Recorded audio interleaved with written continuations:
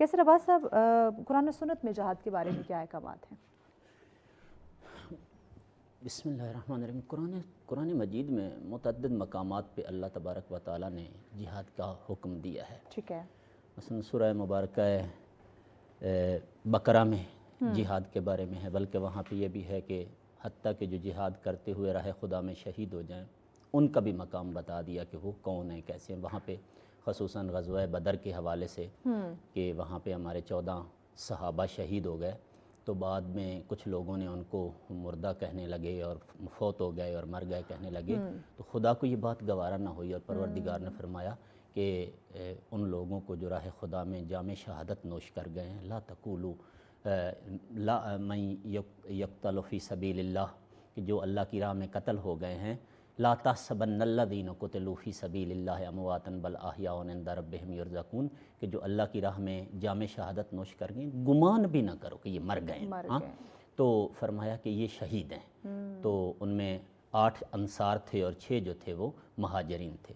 तो मतलब ये है, वहाँ पे सूरह मुबारक हुजरात में है, वहाँ पे मसलन अल्लाह तबारक व तआला फरमाते हैं कि मसलन जो है सूरह हुजरात में कि ईमान वाले मोमिनीन जो हैं वो अपने माल के साथ वजाहिदू बिअम्वालिहिम व अनफुसिहिम, कि वो अपने माल के साथ और अपनी जानों के साथ राह खुदा में जिहाद करते हैं। सही। इसी तरह सूरह मुबारक सफ़ के अंदर अल्लाह तबारक व तआला ने कि वो सारी कहानी जो है मैक्सिमम शुरू में ही वो ग़ज़वा उहद से मुतल्लिक़ है, कि जहाँ पे पैगम्बर गिरामी इस्लाम से बहरहाल शुरू में सहाबा कराम ने एक रिक्वेस्ट की कि हमें मदीने के अंदर नहीं, मदीने से बाहर निकल के इनसे जंग करनी चाहिए, चूँकि ग़ज़वा बदर जीत चुके थे, तो वह सहाबा के हौसले बहुत बुलंद हो चुके थे और उनको यकीन था कि अब भी हम जीत जाएंगे।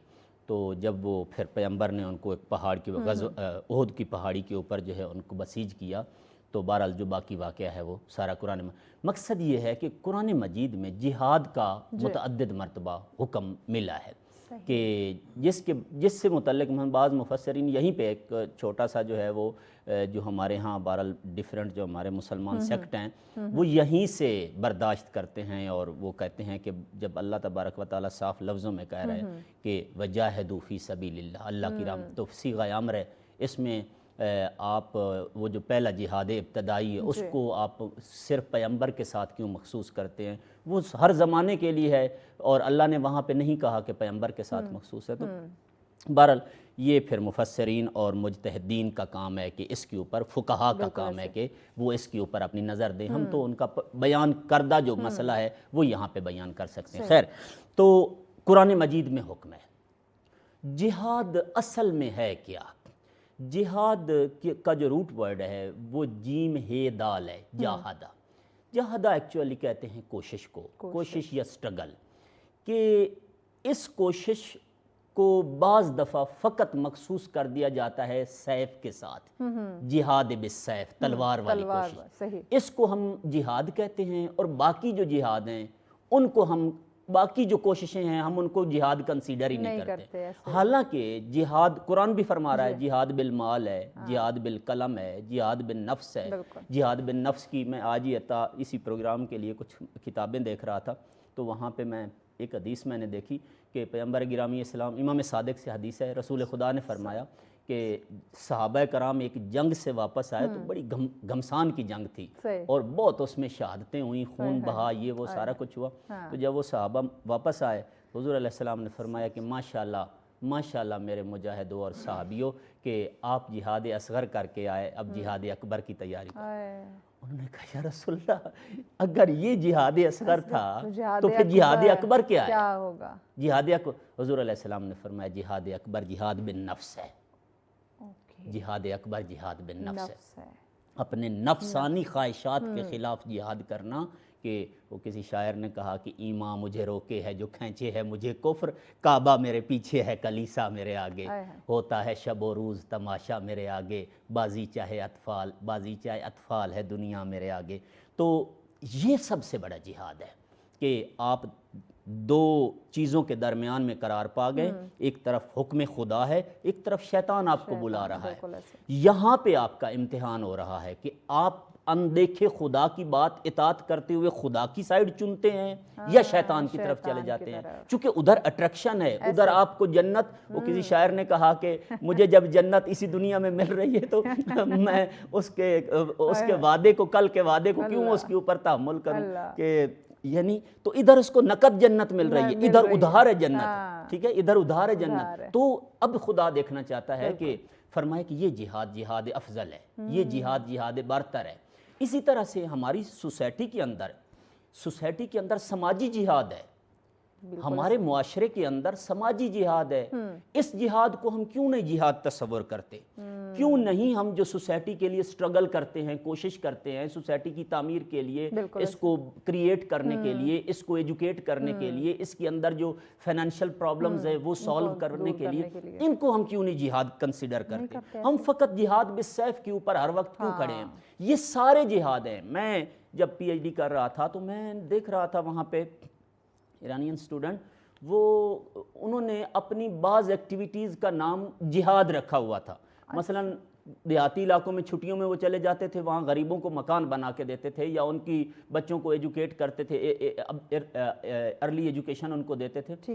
تو وہ کہتے تھے کہ یہ ایک جہادی ایکٹیویٹی ہے، یہ بھی ہم جہاد کر رہے ہیں۔ کسی کا غریب کا گھر بنا کے دے رہے ہیں، یہ بھی ہم جہاد کر رہے ہیں۔ کسی کو جو ہے ابتدائی قاعدہ پڑھا رہے ہیں، یہ بھی ہم جہاد کر رہے ہیں۔ یہ دیکھیں، یہ جہاد ہے۔ اگر جہاد کا مطلب سٹرگل اور کوشش ہے تو کیا یہ کوشش نہیں ہے؟ یہ بھی خدا کی راہ میں کوشش ہے، وہ بھی خدا۔ ہم ہر وقت یہ کیوں سوچتے ہیں کہ جہاد، اچھا یہی جہاد جو جہاد بالسیف ہے کہ جو قتل و کشتار کے ساتھ ہے، وابستہ ہے، یہی جہاد ایک دفعہ قتل کرنا جہاد ہے، ایک دفعہ قتل نہ کرنا جہاد ہے۔ اچھا، نہ کرنا بھی، نہ کرنا جہاد ہے۔ فار ایگزامپل، اب انسان کی جان کتنی مقدس ہے؟ میں یا آپ، ہم میں سے کون الاؤڈ ہے کہ اپنے آپ کو قتل کرے، یا ہم اپنے کسی بچے کو قتل کریں، یا اپنے بھائی کو قتل کریں؟ ہم میں سے کوئی الاؤڈ ہے؟ لیکن ہم نے اپنی آنکھوں سے پڑھا، قرآن میں لکھا ہے کہ جناب ابراہیم کو اللہ نے فرمایا اسماعیل کو اپنے ہاتھوں سے ذبح کر دو، اپنے ہاتھوں۔ اب جان کی حفاظت کرنا کس قدر، لیکن یہاں پہ بچے کو ذبح کرنا اللہ کو پسند ہے۔ ایک جگہ پہ ہم کو اپنی جان کی حفاظت کرنا ضروری ہے، ٹھیک ہے، کہ یہ جان مقدس ہے ہمارا۔ میں بھی اپنی جان کو خود زد و کوب نہیں کر سکتا، میرے پاس یہ باڈی اللہ کی امانت ہے، میں اپنے آپ کو اپنے ہاتھوں اپنے آپ کو ہلاکت میں نہیں ڈال سکتا۔ اچھا، کہانی یہ ہے کہ اصل کہانی ہے اطاعت خدا۔ اطاعت خدا اگر تلوار اٹھانے میں ملے تو آپ تلوار اٹھا لیں، اطاعت خدا اگر تلوار رکھ دینے میں ملے تو آپ تلوار رکھ دیں۔ ٹھیک ہے، اللہ دیکھنا یہ چاہتا ہے کہ آپ میرے مطیع ہیں یا نہیں ہیں۔ روایت میں ملتا ہے کہ جب خدا نے فرمایا نا عزازیل کو، سب کو فرمایا اسجدوا لآدم، آدم کو سجدہ کرو، فسجدوا، سب نے سجدہ کر دیا، الا ابلیس، ابلیس نے سجدہ نہ کیا، ابا واستکبر وکان من الکافرین، تو اس نے تکبر کیا کیونکہ وہ تو خدا نے فرمایا کہ ابلیس اس کو کیوں نہیں سجدہ کر رہا؟ کہا لائق سجدہ تو ہے، ہمیشہ تیری ذات کو سجدہ کیا ہے۔ امیر المومنین علی نہج البلاغہ میں فرماتے ہیں کہ خلقت آدم سے 6000 سال پہلے عزازیل عالم ملکوت میں پروردگار عالم کی عبادت کیا کرتا تھا اور ملائکہ کو حتی عبادت کے طریقے سکھاتا تھا، ملائکہ کو عبادت۔ فرمایا کہ عزازیل کیوں نہیں سجدہ کر رہے آدم کو؟ کہا کہ لائق سجدہ تو ہے، اس کو کیوں سجدہ کروں؟ خدا نے فرمایا تو مجھے سجدہ کرتا ہے لیکن اس کو میری بات نہیں مانتا۔ کہا کہ نہیں، یہ مجھ سے کمتر ہے، میں سے افضل ہوں، سجدہ فقط اور فقط تیری ذات کو ہے۔ کہا کہ مجھے اجازت دے، عزازیل نے کہا مجھے اجازت دے، میں ایسی تیری عبادت کروں گا کہ مجھ سے پہلے اور میرے بعد کائنات میں کسی احد نے، جن و بشر ہو، کسی نے تیری ایسی عبادت نہیں کی ہوگی جیسی۔ خدا نے فرمایا یہ عبادت، میں تیری عبادت کا محتاج نہیں ہوں، تو مجھے سجدہ کرے تو میں بڑا نہیں ہو جاؤں گا، تو سجدہ نہ کرے تو میری شان میں کچھ کمی نہیں آ جائے گی۔ بات اطاعت کی ہے، تو نے میری اطاعت کرنی ہے یا نہیں کرنی؟ اس نے کہا کہ میں آدم کو سجدہ نہیں کروں گا۔ خدا نے فرمایا فخرج منہا فإنک رجیم، نکل جا میرے دربار سے، تو شیطان ہو گیا۔